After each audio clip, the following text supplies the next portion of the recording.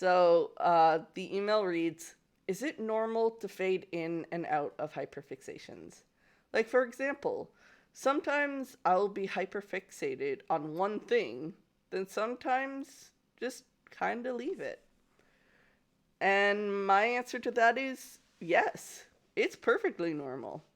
There are those who do have hyperfixations for that last their entire lives, but personally, I've never had a hyperfixation that didn't eventually fade.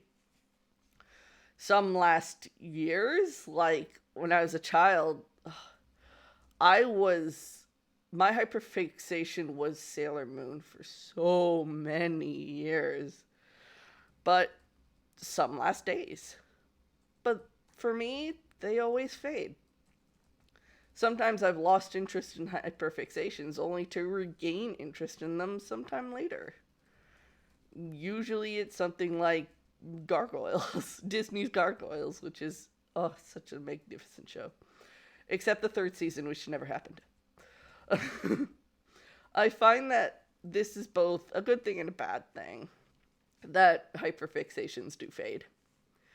It's a good thing because it means that I expose myself to more things, more subjects, more shows, more hobbies, more fan artists.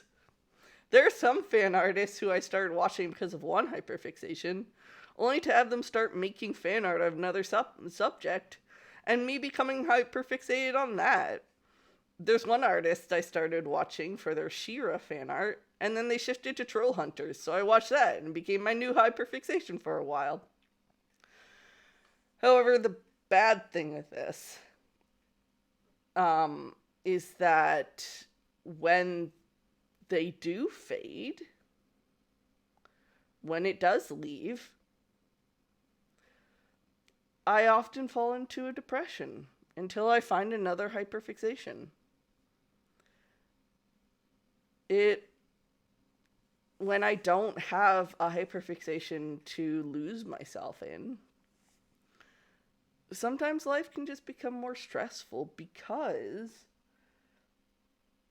losing myself in hyperfixation is one of my stims. It's a major stim. If I don't have that, it can be tough. And I wish I knew how to avoid that. Thank you for that email.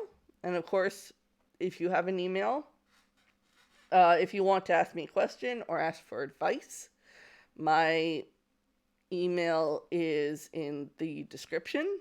Feel free to send me an email. And yes, Robbie, Xanatos is a greatly written villain.